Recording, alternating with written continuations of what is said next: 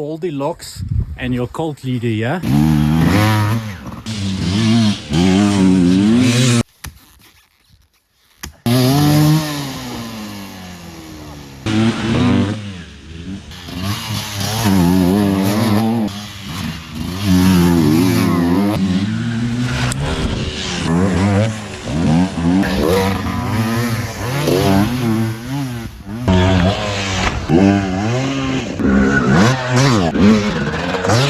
Race or an event that you spent a lot fuck's sakes, can't talk today. Climate. Anyways, what do you think? Majestic hair flip.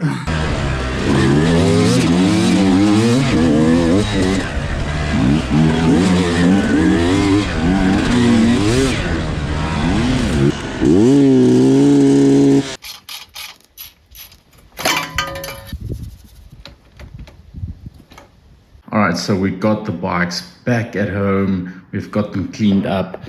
I love riding sand tracks and forest tracks, but that sand gets into everything. And I'm saying the bikes are clean, but like if you check closely, I can't find a good example here.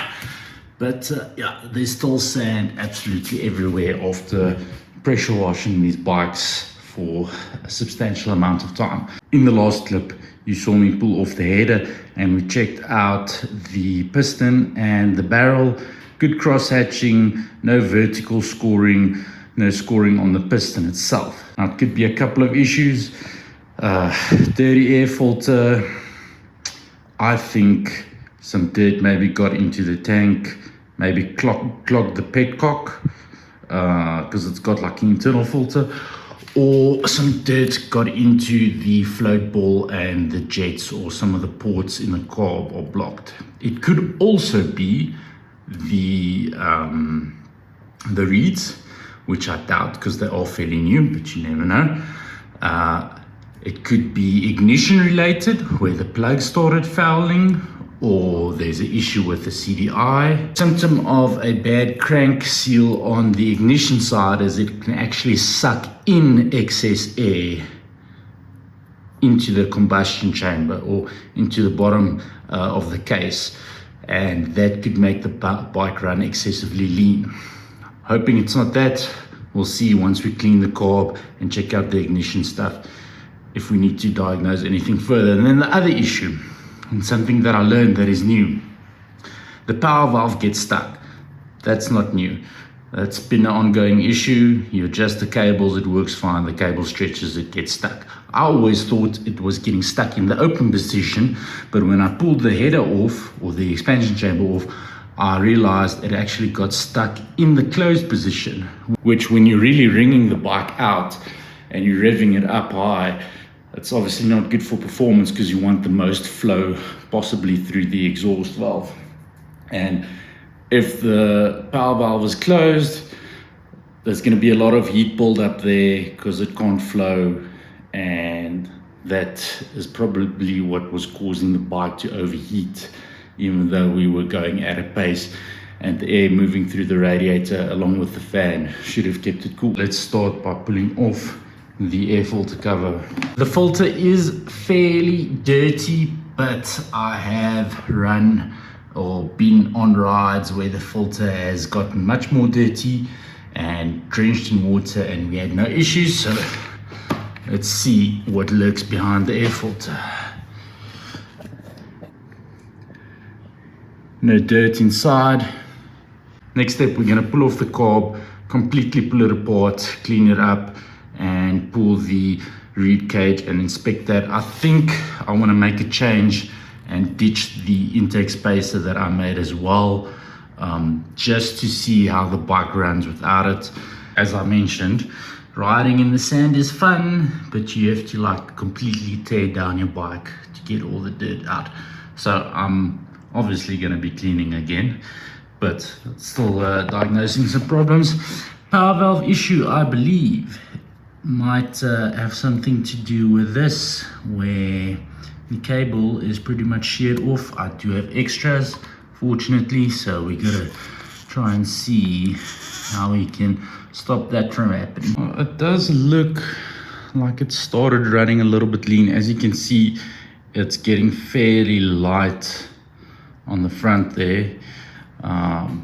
Compared to, I do have some older plugs where you can see it's more like a consistent, it's a bit darker on camera, but it's like a consistent dark chocolatey color. I've got all three of the plugs lined up side by side, so these two are old plugs and this is the one I just pulled out, so you see fairly consistent look, and this one's starting to get very light on the tip there, so definitely lean condition over there.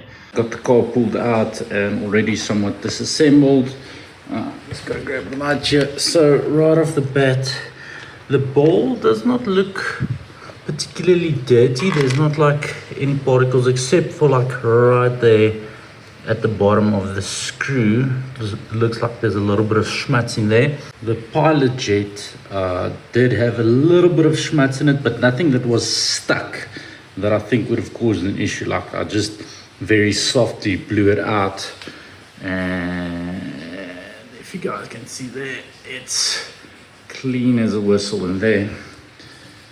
Main jet, it's obviously a much bigger orifice, so the chances of that getting clogged is very small. The float level's still fine. One thing that I did see,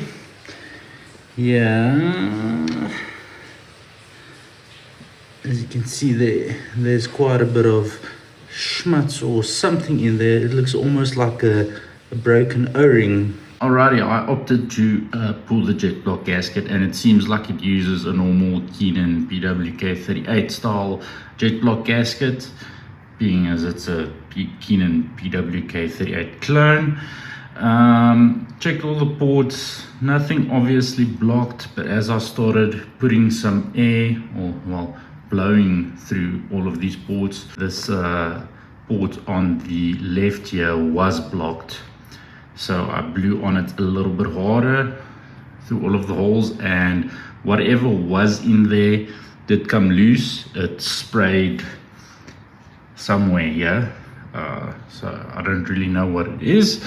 Can't find what came out, but that was blocked for sure, and it's not blocked anymore. So I'm hoping that was the issue. So since we finished off with the carb in the last clip, a couple of days have gone by. I found something on the bike that was less than ideal, and I was just completely over it. We'll dive into it in a moment, but I had to, just take a couple of days off and step back from the bike and just kind of figure out my game plan of the way forward. As I mentioned in the last clip, we've got the carb cleaned out. There was some junk in the carb, so that was a potential future issue. The cable end for the power valve was frayed and it broke off. So what I did was I took this ball end off, I drilled a hole straight through it and a 4mm hole on the other side, stuck the cable through, frayed the cable and soldered it back in. I've got a good video link that I'll share to you guys if you want to see how to fix a cable yourself. So now the power valve cycles as it should. And then the next thing we wanted to check was the reeds. After pulling the reed cage, I noticed that this case vent, this transmission case vent, was missing. And the hole was completely plugged up with dirt, and dirt had gone into the transmission and the cases of the motor. Now fortunately it's not inside the rotating assembly over there, but still inside the engine, which was not good. And that's kind of why I had to step back and take a break from the bike, because I knew it's obviously not a good thing if there's sand in the motor, and I wasn't quite sure what I was going to do. So I took a break. I talked to some of my more experienced mechanic friends, and we came up with a plan that should work. Firstly, I drained the oil. A bunch of sand came out with the original oil that was in the bike. I pulled the whole side cover off, removed the clutch basket, and I basically started rinsing through this hole and then rinsed out the transmission and the whole case on this side. I rinsed it out 3 times with paraffin, Then I rinse it out with a paraffin and oil mix, and at the moment I've got just some leftover motor oil in here that we are going to heat cycle once and drain it out again before we fill the bike back up with the oil that we're going to be running for the next couple of hours. As I went through the rinsing cycles, less and less sand came out. I'm like 98% confident that the sand is out. That 2% is because you just never know. Moving forward for the next couple of rides, I'm probably going to change the oil out every 2 to 3 hours rather than 10 hours, just to make sure it's getting flushed, and if there's a little bit of sand left, that it works its way out. And now it's on to the smoking gun. We finally found it. Can you guess what it is? Take a second, pause, write your guesses down below in the comment section. All right. Let's see. It was the reeds. Reeds were contacting the cases of the engine.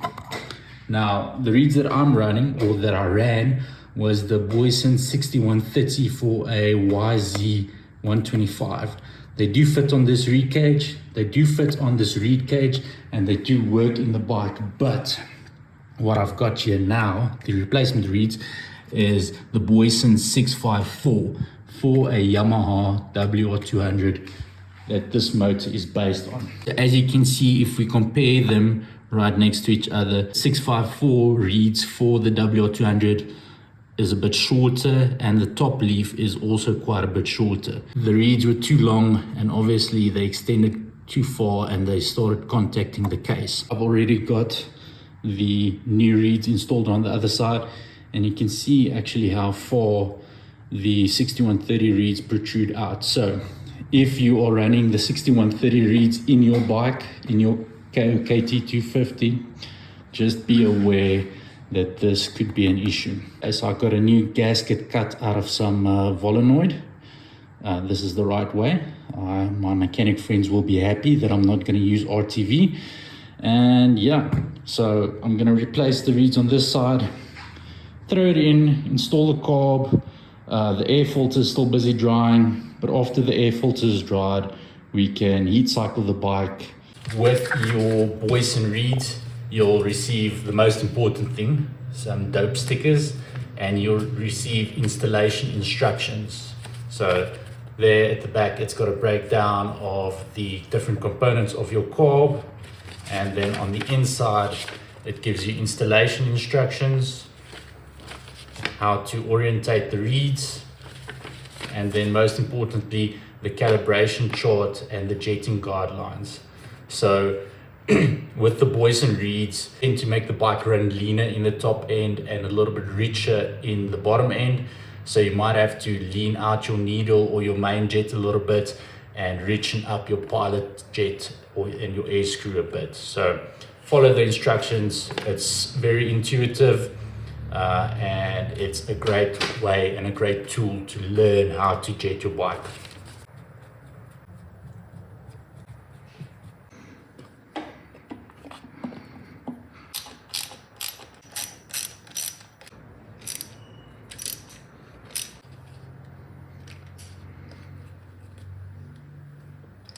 Reed block installed, time to get the carb back in. Alright, we've got the carb, the fresh air filter, the gas tank that's filled with gas, and the full exhaust system back on.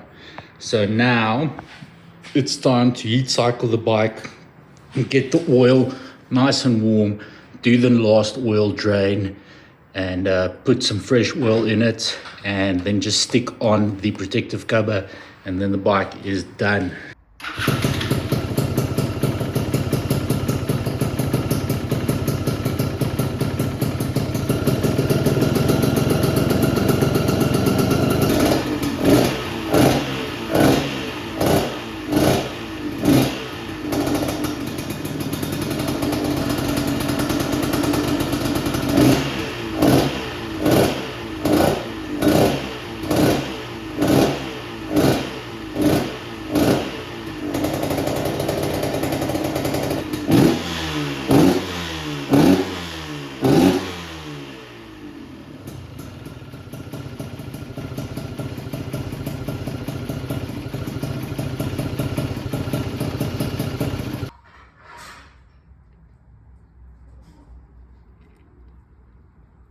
Alrighty, the heat cycle and the final oil drain is done. We've got the protective carbon cover back on, the bash plate back on, seat, all that good stuff. Bike is fully assembled, ready to rip tomorrow. So the oil that I put in, and this is what we usually run at the moment in the transmission, Transwatt Expert 10W40. No sand came out with the last oil drain, so I'm confident that it should be sorted. The clutch, I'm probably going to have to tinker with it a little bit, the adjustment here and up here, and we might need to play with the air screw a little bit because we took out the intake spacer. So I want to thank you guys for watching. Please remember to check out the website if you want to support the channel. If you don't want to buy something on the website, you can always hit subscribe and drop a comment down below, or hit the like button. That goes a long way to help promote the channel on YouTube, and it does a great deal to help us to raise brand awareness for all our brands and associated brands. So yeah, tune in on the next video where we go back out on the trails and go rip this thing to see if it runs any better, or if the gearbox is going to fail because there's still sand somewhere in there. Well, we'll find out on the next ride. For now, I want to thank you guys for watching. Peace out and keep ripping.